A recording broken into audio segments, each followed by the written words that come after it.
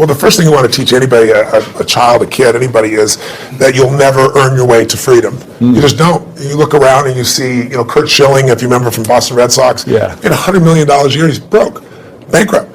I asked Warren Buffett, I said, what made you the wealthiest man in the world? And he smiled and he said, 3 things. He said, living in America, great opportunities, having good genes, so I lived a long time, and he said, the last thing is compounded interest. And we all know about compound interest, but I give the example in the book of this guy, Theodore Johnson, worked for UPS, never made more than $14,000 in income in his entire life in a year. And in old age, he was worth $70 million. And how did he do it? All he did was he took a percentage of his income. His percentage was 20%. Now, his family said, we can't save any money. But he met a friend who said, if you pretend there's a tax, and the tax just took the money away from you, and you never see it, the money just comes out of your account and goes in an investment account, you'll be financially free. So he was disciplined. He didn't look at it. It happened. $70 million by compounding. So people's mistake is, and kids don't know this, adults don't know this, that you won't earn your way there, but you can compound your way there. What I want to do is say, where do you put that money? That's the trick, right? That's the secret. Well, the first trick is actually doing it. Almost nobody does. Right. The second trick is you really have to understand where you're going to get hurt, because the fees. The fees are just destroy people. You have a whole chapter about the fees. I was like, this is incredible. Isn't it wild? It's nuts. I mean, there's so much money just on the fees. Well, just so people have an understanding, 96% of all mutual funds never match the market. I mean, they never beat the market. So I was just on a morning show this morning, and Michael Bloomberg's, one of his guys that has some of his money. So this is the only industry I know of where people think they can be a doctor. They think they can be a financial planner. And I said to him, well, look, the statistics, Warren Buffett taught me this. He said, Ray Dalio told me this. David Swenson, who took Yale from $1 billion to $24 billion in 2 decades. These are people telling me this. Right. Nobody beats the market except a couple of unicorns that nobody has access to. And I said, I didn't say you're not one of them, but I said, here's the truth. 96% of mutual funds don't match the market. That means 4% succeed. Now, what are your chances of picking the right mutual fund? People don't know what they're doing. They put their money in a 401k. They pick a mutual fund not knowing what it is. If you play blackjack, and you and I play, and you get 2 face cards, and your inner idiot says, hit me, I want to get 1 chance in a million when you get an ace. You have an 8% chance of winning. If you try to get a mutual fund, you got the 4% chance of winning. So what I show people is not only do you not get the result, thinking logically, if I hire someone else to do it, they'll do better than me, but in addition, you pay around 2,000% more than it's worth, meaning you get the same exact product, the same stocks. If you own the index, right, you own a piece of all of America's best companies, say the Vanguard 500 index, 500 top companies, that costs 0.17%, like less than 0.2% versus the average mutual fund is 3.17. So compounded over time. But first, just hear that, so you're just like, the average car sold in America is a Honda Civic. It's $20,000. You can get the Honda Civic for $20,000, or you can pay $350,000. That's the difference between 0.17 and 317. But if you look at it over a period of how old are you? 31. 31, okay. So let's assume you and a couple buddies at 35 managed to put aside $100,000, and you manage not to add any more money, but to grow it at 7% in spite of ups and downs in the market. And you're 65. How much money do you have? Well, if you paid 1% in fees, over those 30 years, your $100,000 became $574,000. Not bad for never adding another dime. Right. If you had 3% in fees, had the same growth, but 3% in fees, you now have $324,000. Almost half as much. $250,000, 77% less money. And you had the same return. It was just the fees. So the world, most people ask them, what are your fees? They have no clue. Right. So I've created a site where people can go, they can type it in, you find exactly what your fees are and what you should be paying. And it's highway robbery. Where in the world would you pay $2,000% more for the same exact product? You can only do it because the financial industry makes things so opaque, so convoluted, and people feel overwhelmed. And hard to understand. Very understand. That's why I try to come in here and go, look, time to become the chess player, not the chess piece. Let me teach you so you understand what's going on. It's not that complex. They use all these big words, but when you know what's going on, you don't get screwed, and more importantly, you take advantage of the system instead of letting the system take advantage of you. Yeah, I like that. Now, you've coached some of the world's greatest athletes, former presidents, biggest CEOs. Who coaches you? I've had a lot of people asking me to ask you this question. Who mentors you? Who coaches you today? I have always looked for people that were playing the game at a different level than I am and or knew the road ahead. I always tell people anticipation is power. If you ever play a video game against a child, it's pretty disastrous, right? Maybe not for you. You're maybe a different generation. But for me, it's like, it's not the kid is faster and smarter. If they played this game before, like 8 million times, so they know the first shot's here, the second shot's here, the third shot there, and you're like reacting. So when you're reacting to things, you fail. So my mentors have been people over the year, different people. My earliest mentor was a man named Jim Rohn. He was a personal development speaker, just touched my life. Then I was involved in neurolinguistic programming, NLP, when I was, 21, 22, 23 years old. I became partners with a man named John Grinder, brilliant man, co-founder of that. But in my last couple decades, it's been people like Peter Guber, who owns the LA Dodgers and owns the Golden State Warriors NBA team, and he's just brilliant. He's got 52 Academy Award nominations, so he's a mentor for me. Paul Tudor Jones, I coach, but also I'm coached by him because we get to pitch and catch. And then, I've got some people in my life that, like Steve Wynn is a dear friend of mine, built most of Las Vegas. He's brilliant. And these guys are all 18 years my senior, so they know the road ahead. And I'm able to learn from them in advance and then kind of anticipate things. And that, to me, is incredibly valuable. Yeah, very cool. Now, I want to ask you how you personally handle a breakdown. Because I've been to your workshop, and incredible experience. Thank you. And you teach people how to overcome their fears and how to handle breakdowns. But how do you personally deal with it? And do you even have any breakdowns? Yeah, they sent me a list of questions you had just to kind of give me, that was one of the questions. And I was like, it's interesting. It's breakdowns, it's certainly not something I experience. It's not because I'm so talented or so brilliant or so fearless. It's just, you're like an athlete. You're an athlete. Yeah. You're in shape, right? You're not going to have a reaction in your body like somebody who doesn't take care of themselves. Right. So, I don't believe in emotional intelligence. I think it's useful, but I'm more interested in emotional fitness, because intelligence is a capability. Fitness is a state of readiness. Interesting. If you are fit, you can take that demand right now and you can deal with it. You can deal with that physical stress, that emotional stress. Same thing's true with psychological fitness, emotional fitness, right? So I'm pretty fit, and part of that is not because I'm so smart. Part of it is that I've taught this for decades. I remember I had a woman who came to one of my seminars in early 80s probably, and she would run in this room, 10,000 people. I think it was, she went a couple of 10,000 person events, and she would get in this front row and fight her way through there.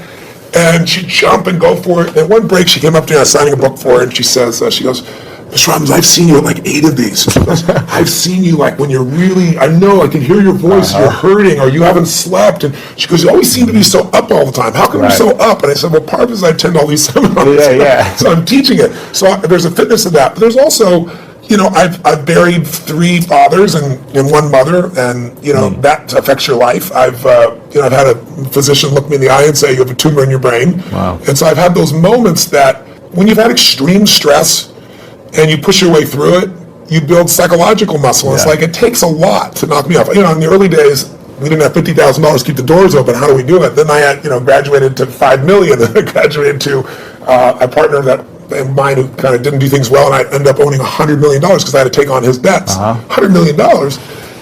But when you do all that stuff, now my companies do $5 billion, a year. So you keep expanding what I would call really the circle of the threshold of your influence. Sure. Everybody has a threshold of control, and if you get beyond it, you kind of freak out. So it takes a little bit more. I can't. So you don't have breakdowns. I don't have a breakdown. I mean, do I get pissed off or get frustrated or tired? Yeah, but a breakdown, honestly, no. So how do you handle it if you get tired of something? I sleep when I can. Okay, cool. I mean, it's honestly, it's pretty simple. But when I've had challenging times, I mean, I have so many tools. Yeah. I pull them out. And mostly, it's like you as an athlete. You don't just physically break down. Right. You take care of yourself. So you're constantly training that. I think most people don't train their mind and emotions. It's like I think the most powerful muscles to me are not physical. They're as strong as important as they are. It's like faith is a muscle, courage is a muscle, determination is a muscle, playfulness is a muscle. Passion unexpressed weakens. Faith untested gets smaller. Yeah. So I'm always, I call it deep practice. I'm always pushing myself to the edge, and pushing yourself to the edge makes you stronger. Yeah. In the book, I was really excited to hear you talk about, you say the secret to wealth is gratitude. Somewhere in the book it says that. And I think maybe it was someone else you were referencing. Yes, it came from Sir John Templeton. And every day I practice gratitude. When I wake up, and every night, I always try to say to my girlfriend or someone I'm talking to before I go to sleep, 3 things I'm most grateful for. That's great. Now, why? So I was pleased to see that. I was like, I'm on the right track if I'm living in gratitude. But why is that the secret to wealth? Well, Sir John Templeton is probably one of the greatest investors in history. People don't know his name. He started out with nothing. He wasn't Sir. He wasn't from the country. He came from the U.S. And he decided that he wanted to understand wealth, and so he saved $10,000, a huge amount of money in those days. And when Hitler invaded Poland, he developed a belief. His belief was, you make your money in times of maximum pessimism. Like if you were around in 2008-9, you remember what it was like, right? Yeah. You could have bought the Sands in Las Vegas, you could have bought their stock for $2.28. Today it's $67. Wow. It's a 3,000% return. Not bad. You could have bought Citibank for less than $1, right? So people in those times, he understood that. And so what he did was, and everybody thought the world was going to end, he took $10,000, he bought every stock on the New York Stock Exchange that was $1 or less, including companies everybody thought were going bankrupt. But when things are bad, people think it's going to be bad forever. When things are good, they think it's going to be good forever. And they're always wrong. Life's cyclical. So there's a season for everything. So once we got through World War II and went a few years later, guess what? Those same stocks made him a billionaire. So when I asked him, I said, what's the secret to wealth? His response really touched me. He goes, you know it, you teach it. I said, what's that? He said, gratitude. And I said, why do you say that? He said, because if you got $1 billion and every day you live pissed off and frustrated, the quality of your life is called pissed off and frustrated. But if you have nothing, but you're euphorically grateful for whatever you have, you're the richest person that you're going to know. He said, so it doesn't matter how much money you got if you don't have gratitude. So I do the same thing, by the way. I have a process I call it priming, where I get up every morning. I do mine in the morning. I just radical change to my body, kind of alter my state. And then I do 10 minutes, I never miss. And my first 3.5 minutes is what I'm really grateful for. And I make myself think of at least one of those three that's something really simplistic, instead of something giant. The wind on my face, the look in one of my kids' eyes, something of that nature. And then I do 3 minutes of strengthening, healing. I do 3 minutes of what I'm going to create my world. And I do that for a minimum of 10 minutes every day, because I believe you have to condition it. You don't just hope that stuff shows up. You set your intention each morning. Well, not every day. Yeah, very cool. So what are you most grateful for recently in your life? So many things. Well, it's Thanksgiving, so one is my daughter is 40 years old, and she's been wanting a child forever, and she's going to bring me a grandson. Wow. Which is kind of cool. Congratulations. Thank you very much. That's cool. But also it's Thanksgiving, so for me it's a very emotional time, because my family was fed when I was 11, and we had no food at Thanksgiving, and it touched me so deeply, and I decided I was going to get back. So when I was 17, I fed 2 families, and then 4, and then 8, and then I didn't tell me I was doing it, and then I got my friends to do it, and my companies grew, and I've fed 42 million people now over 37 years. And but you have a challenge for this, right? Well, this one, what I did is I decided, I'm writing this book, and in the middle of writing it, last summer, most people didn't even notice, Congress cut food stamps. They don't call it food stamps anymore, but I lived on them, so I know what they are, food stamps, with my family. Family lived on them. But they cut it by 8.7 billion, which means you eliminate 2 million people from the rolls overnight, and they still need to eat. Wow. So I support all these nonprofit organizations, and Feeding America is the largest in the country. And so I thought, I want to call attention to this. So if I donated all the profits of this book in advance, how many people could I feed? Because I normally feed 2 million through my foundation, and I match it. So we feed 4 million a year. And they said you could feed 10 million people. I was like, wow. I mean, and then as the years gone by, I've gotten more and more inspired. And so now I'm going to feed 50 million people personally. I'm not just from the book. I'm writing a larger check on top of it. But also, I'm working with Feeding America to get matching funds to feed 100 million people. Incredible. So to go from my family not being able to eat to feeding 100 million people is a pretty amazing sense of gratitude and a sense of grace. And I've done my part, but there's been grace in that as well. It's amazing. It's incredible what you're doing, and very inspiring. So thank you for doing that. So anybody who gets the book, you're feeding I'm not getting from it, it's for you. But it'll also feed an average 50 families every book. 100% is being done. 100%. Not only 100%. More than that. Yes. That's amazing. Now, I think I also read in the book, I don't know if you said this or someone else said this, but the key to living is giving. Yes. Now, I think I might have heard you say this actually back when I first saw you when I was 16 at an event. And I remember thinking, I don't have anything to give. I don't have any money. How am I supposed to invest my money? 10, 20% every month. And then how can I give on top of that? But I really understood that, it's so valuable and important to give. And I work with a lot of nonprofits myself, building schools for kids around the world. Wonderful. And I've seen a big impact in my life, in the way I'm able to serve people. Sir John Templeton told me that he's never seen anyone tithe, which, tithing is usually 10% of what you earn, for at least a decade, who didn't become incredibly financially free. Wow. And I think the reason is, I had a moment like when my whole life changed. It was kind of twofold. I was really young, like yourself back then, right? Working my tail off, trying to build a business. And you have big goals, you don't always succeed to start with. They just come together, right? It was hard. And I remember I was so frustrated because I was working 18-hour days and nothing was working, and I was broke, and I felt embarrassed. I should be doing better than this. Sure. And so I was driving home from Orange County on the 57th freeway in San Gabriel Valley, out near a place in Pomona, California. It probably doesn't know anybody else, but I remember it so vividly because it was almost midnight. And I was at this breaking point. And then I was like, why am I not, doing better? And then I just pulled over the road, and I used to keep these journals. I still have them, written journals. And I wrote in big lines, the secret to living is giving. And I started to cry. And I realized I am so focused on what am I not getting. Receiving. I'm not focusing on what I'm giving. Yeah. So for 6 months, man, it turned me around. But then, something else to get in your body. It was in my head, it was in my heart, but it had to get in there to stay. And I started going through some really tough times, and I lost everything financially. And I was mad at everybody because, like, I'd loaned a friend $1,000, and I'd been doing well, and he didn't even return my phone call. And what changed me was I was down to, I don't know, $22, $23, something like that. I don't know, it was $24. Enough that I knew that I didn't have money for food for the next week, clearly. And I didn't have any prospects. And I was living in Venice in this 400 square foot bachelor apartment, feeling sorry for myself, getting pissed off.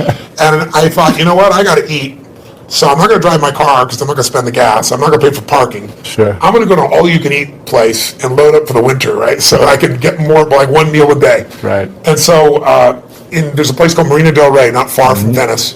And it's a beautiful community, and it's right on the water. And there's a place called El Chorito. It's still there. It's a little restaurant. It had taco bar and all that kind of stuff.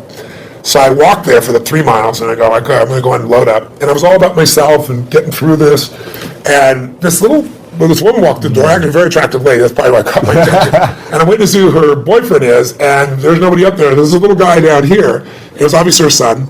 And he's wearing this 3-piece suit, a little vest. He opens the door for her. He pulls out the chair for her. And it was just, he stared into his mother's eyes. I mean, it was just, he pierced into her eyes. I don't know what it was, but something about him was just so moving. He was such a sweet, caring, loving young man to his mother that moved me.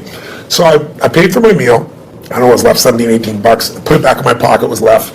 Walked up to this young man, introduced myself, and I said, hi, I don't remember his name. I think he said his name was Ronnie. And I said, Ronnie, I said, you're a class act. I saw how you opened the door for your lady. I saw how you held up the chair for your lady. He goes, she's my mom. I said, that's even more classy. Right. And I said, it's so cool that you're taking her out to lunch like this. And he goes, well, I'm not really taking her lunch because I'm just 11 and I don't have a job, Right.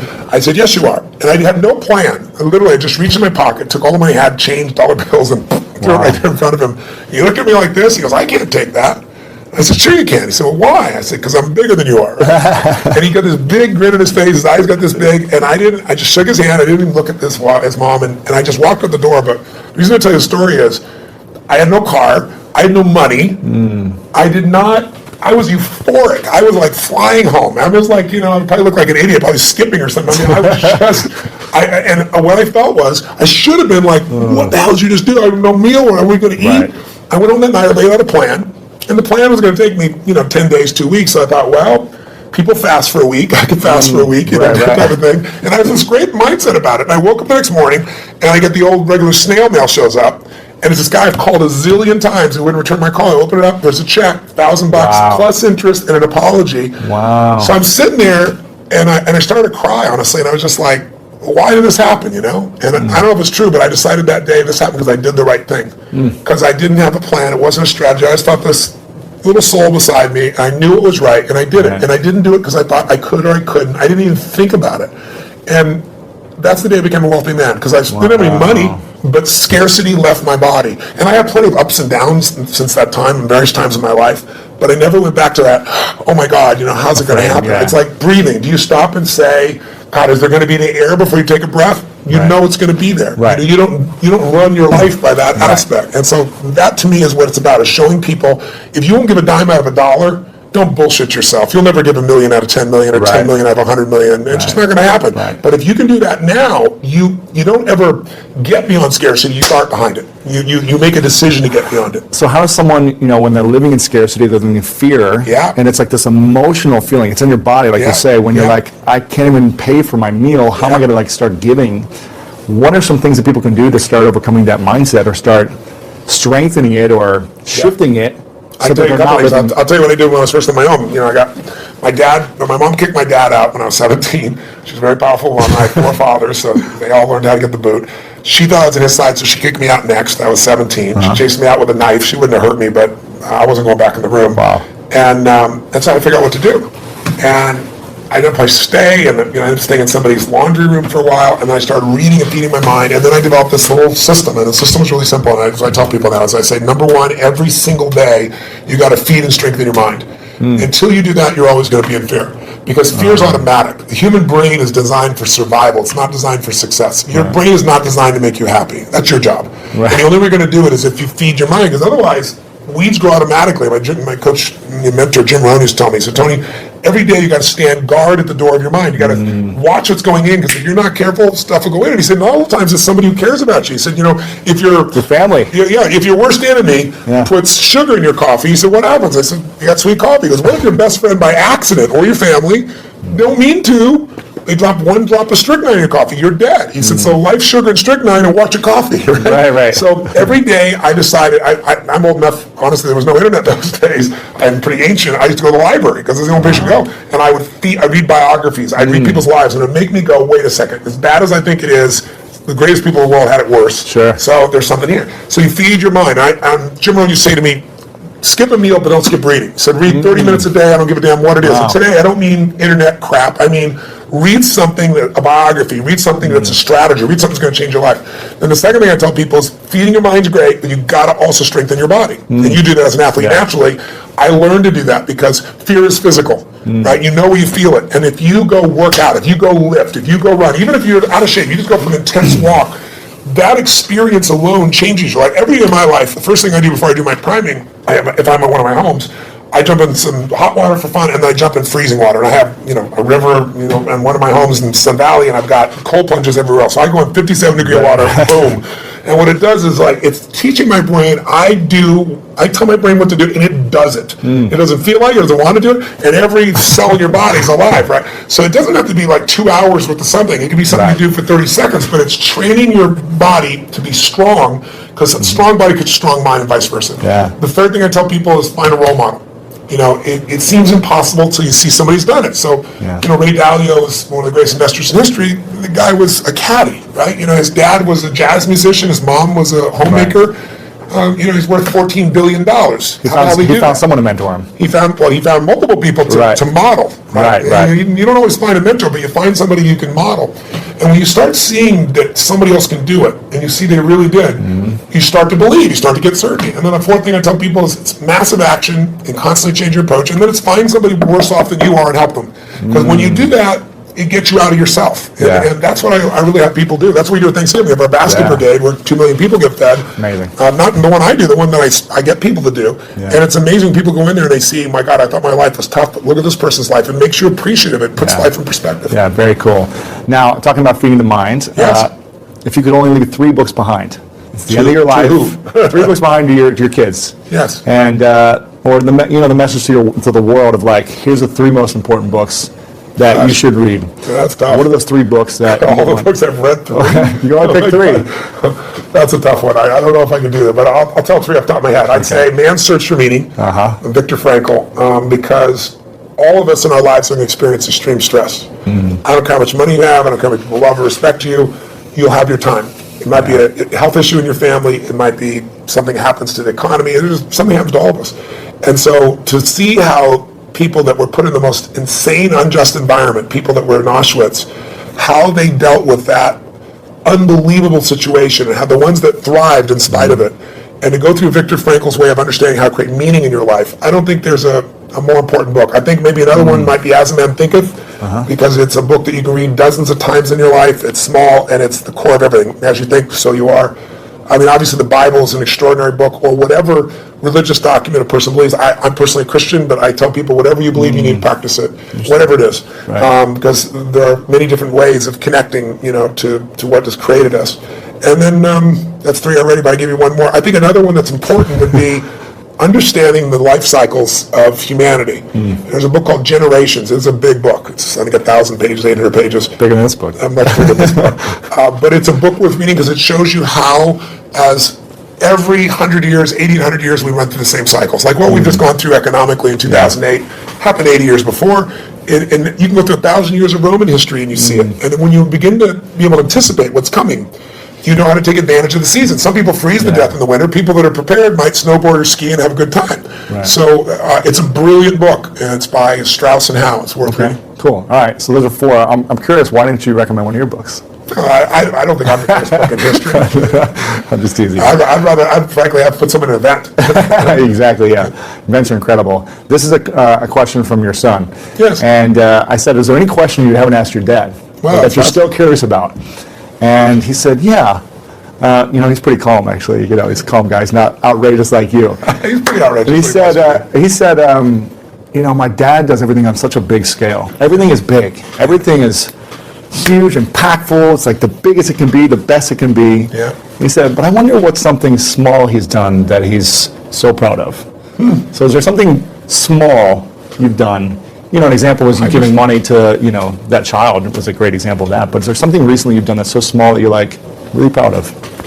A lot of people don't think proud is a good term. I think it actually is.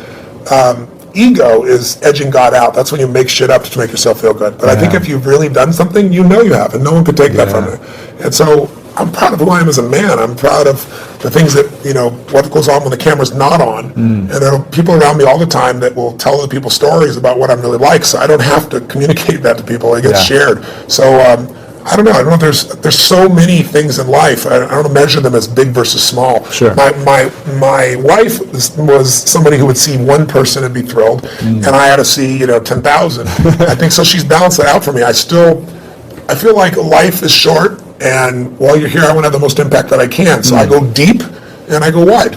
Right. But every interaction to me is an important interaction, and sometimes that interaction is just being kind. I know it sounds stupid, but kindness can, to the right place at the right time. Somebody can be suicidal, you don't know, and you're being kind and changing their state. Yeah. It's an interesting story of there's a gentleman who wanted to kill Nixon, and he couldn't get access to Nixon. It's a true story. And so he wrote a journal, that's how we know the details of it, and he decided he's going to go after Wallace, and he's going to shoot Wallace, and he actually did do that shooting. And when they read his journal, it was fascinating. He didn't want to kill Nixon because he didn't like him or Wallace. He just wanted to be famous. He wanted to be worth something. And one of the reasons he didn't kill Nixon is he was going after Nixon, and he was this far from the president, and an old woman bumped into him just as he's reaching his pocket to get this gun. And in the middle of this, everything's frenzied. He wants to shoot, become the most famous man, another one of those assassins. And this woman grabbed his hand and said, "I'm so sorry. I'm just so sorry." Really? And he said in his journal afterwards, his hand was on the gun. Wow. And her looking in his eyes with this love in her eyes and this kindness in her eyes, he said, "I couldn't make her witness that," and he put the gun away. Oh, man. That saved Nixon's life. Wow. Right? So we went after Wallace, But that's the power of a moment of kindness. So I think we underestimate, somebody came and fed my family when I was 11 years old, Obviously, the person must not be alive still because I've told the story these last 20 years, and they haven't reached out to me. Yeah. But, imagine what the impact of that was by that one little act of kindness. Crazy. Yeah, amazing. So you go back to 31. You're 31, you're my age. Yeah. What are the three things you do with your money based on the information in this book? We talk a lot about asset allocation, the fees, understanding where you're putting your money, and understanding finding a fiduciary, right? Yes. We talk a lot about that, but what would you do if you're making... Knowing what I know today? Yeah, go back, you're 31 years old, what would you be doing? Well, three things you do first. Well, you have a good income, so we're talking about you, right? Sure. Okay. So you're making 6 to 7 figures. Great, that's wonderful. Yeah. So what I would do in that range is I would take and I would model one of the best masters. If it was me, one of the people, asset allocation, so people are clear, is the one thing that I met with David Swenson. He took $1 billion, turned it into $24 billion in 2 decades, in 20 years. Just mind-boggling. $1 billion a year, right? Just think about that level of doubling. It's just mind-boggling. And I asked him, I said, what are the dials? What are the only dials we can touch? And he said, Tony, to increase your return, there's only a few things you can do. He said, you can make better selections of stocks. He said, you can have better timing. He said, and you can have better asset allocation. He said, the first two will never happen because the first two cost you money. Got to hire somebody. Everybody's wrong on the timing. He said, asset allocation, which simply means dividing your money into different buckets. Some of those buckets are secure so that even though you think you're going to be a genius, you're going to make money no matter what. That money grows slower, but it'll always be there, and it'll give you freedom for the rest of your life. There's a growth bucket, which is also a risk bucket. We forget that. Yeah. Because one of the things Ray Dalio taught me, he said, Tony, everybody invests in what they think they know. If you grew up with real estate, you're not a genius, but you made money in real estate, because anybody can when real estate's going up. You think you're a genius. You think you know stocks. Oh, you're a genius, in 1999, right? You're a genius in 2010 when things started to grow a bit.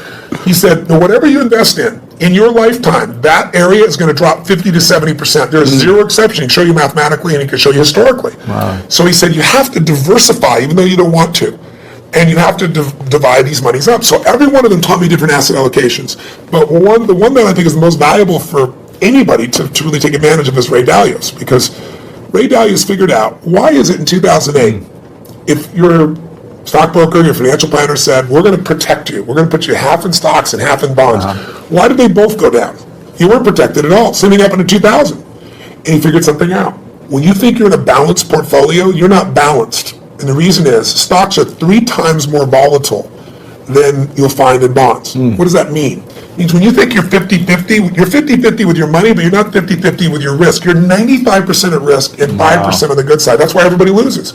So he figured a formula because he said, look, someday I'm going to be gone. Yeah. I want my kids to have the money long term. I want, all the philanthropic things I'm doing to be taken care of. So he spent 15 years studying the markets and figured out, how do I design a portfolio that'll make money every time? Like, if it loses money, it lost in 75 years, it's lost 1.6% when it's lost, but it's been right 85% of the time. Wow. If you went to Vegas and you went to a plan that worked for 75 years and made money 85% of the time, and when you lost 1.6%, and when you gained more than 10%. The biggest loss in 75 years is 3.95%, less than 4. Wow. So why did people not make it in the stock market? Because when you take a 50% hit, they all say stay in. Nobody, the average person never stays in. Sure. If you look at the last 20 years, the average person, the stock market over 20 years, from 1993 to 2013, has averaged 9.2%. Pretty cool compounding. You double your money pretty damn quick doing that. Right. But the average mutual fund investors made 2.5%. Why? Because they freak out, they sell when it goes down, they buy when it's looking good, it's just the wrong time to buy it. They don't know what to do. So what Ray Dalio's strategy does, and by the way, he's never shared this strategy ever publicly. And he gives it in here. He gives it in here, which is mind-boggling. I pushed him, I teased him, I controlled him. In the end, I said, look, you're not taking any more money, help the average guy out. He lays it out, you can do it yourself, or you can have someone else do it for you, but it takes 15 minutes a year, and 85% success over 75 years. And I can take any time period, the last 30 years. He lost money 4 times. One of those was 0.003%, so it's really break even. So, and again, the most you ever lost, less than 4%, average 1.9%. So if you're looking for a plan, I put some money there. Then the other money that I would do is I take some of that money and I look at what are the biggest trends. I have a lot of my money also in senior housing, and the reason is twofold. It's a demographic inevitability. There's this giant wave of baby boomers, and there isn't enough senior housing to take care of them. And I like it. I like to create a quality place for someone to be able to be lived and taken care of and so forth. But there's huge income from it, and there's the growth in the asset itself. Sure. So I'd be looking at what are the big trends, but I would make sure I locked down a segment of my money that just, I took a percentage of my income no matter what, and I made it really big, and I made it so I never have to work again. Sure. And that's where I am now. I don't have to work. And what's ironic is, when you interview people that make at least $750,000 a year, right, just under $1 million, 80% of them say they'll never retire. When you interview people that make a very little amount of money, they all talk about wanting to retire. Right. And the people that do retire say they'll retire after 75. Like, Steve Williams, my buddy, he's 72. Warren Buffett's 80-4 now. Still working. I met with Jack Bogle, who created Vanguard. He's been in the business 63 years. Wow. He's 85 years old and such a genius. Sitting down there, he spent 4 hours with me, by the way. He came by for 45 minutes. He wrote in the book here, he goes, Tony Robbins came by for 45 minutes. 4 hours later, I had the most provocative and probing interview of my life, he said. But the guy's still in the game. Because the real goal is not to have to work. If you don't work, you'll go stark raving mad. Because we all need to be productive to feel alive. Yeah, interesting. A couple questions left for you. Sure. One of them is, what's your definition of greatness? I don't know. I think everyone has greatness. I don't like that separation. I respect it because in sports, I think it's really easy to measure. But sports is one aspect of life. I think everyone has the opportunity to be great. To me, being great is being outstanding, to stand out from all the rest. And as you know, in sports, it can be by, a few microseconds, right? In the Olympics, it can be a nose hair and you stand out. If you stand out, you show other people what's possible. Not everybody likes that. Some people get angry and think you're showing them up. Other people get inspired. I've always been inspired by somebody who's the best in the world at what they do. And so I think greatness is somebody who just will not settle and finds a way to do, be, share, and create in life what they want, as opposed to fitting in. I think most people are trying to not be rejected. I wrote in this book, I took a quote from Aristotle saying, how do you really live your life? Well, if you don't want to upset anybody, it's really simple. Don't do anything, don't say anything, don't be anything, and everybody will like you. You know? But if you want to have a quality life, I think you just have to put yourself on the line. And so to me, greatness is people that put themselves on the line, they keep growing, they won't settle. So what's next for you? Why are you still What are you still up to? I mean, why are you going after inspiring 100 million people, feeding 100 million people? What's next? Why not? Right? It's like, what else are you doing in your life? I look at, there are lots of challenges. I mean, this is a problem I wanted to go after. It's a problem because people are being abused by a system that nobody means to abuse it. It's just, it's not an evil system. It's just, you have large corporations that are set up to make a profit, and that's their job. They're not set up to make you as an investor more profitable. So they take care of their shareholder first. So they get all the fees they can. They manipulate the system. So I want to give people freedom. You know, to me that's valuable. But, you know, what I do with my life is I look at what I see that moves me. I mean, I always tell people ask me about speaking, they say, you know, how do you be an effective speaker? I said, don't speak about shit you're not passionate about. You know, and that you don't have a true edge where you can help somebody. If you can add massive value and you're passionate about it, then talk about it. Otherwise, shut that, you know what up. You know, that's my view. So when I find things that I'm very passionate about, I like to go deep. I think we live in a Facebook world, a Twitter world, a tweeting world, texting world, where people are, by technology, not realizing they're becoming more and more shallow. I mean, there are people ending relationships by texting now. It's like, you know, just, are you kidding me? They go, why is the person upset? I can't understand. Did you see this? I texted you. And I look at them going, are you kidding? But technology is making us think that our Facebook friends are our friends. I mean, give me a break. There's only a few friends you can go deep with. You can't have 10,000 friends and go deep. And I think a lot of people are dissatisfied because technology is making us go faster and faster. So I look for things to go deep in. And I think in our lives, there's a few areas that matter. Your body, your emotions, your spirit, your relationships, your economics, your business. Those half dozen or so areas I like going deep in, and I'm going to keep doing it.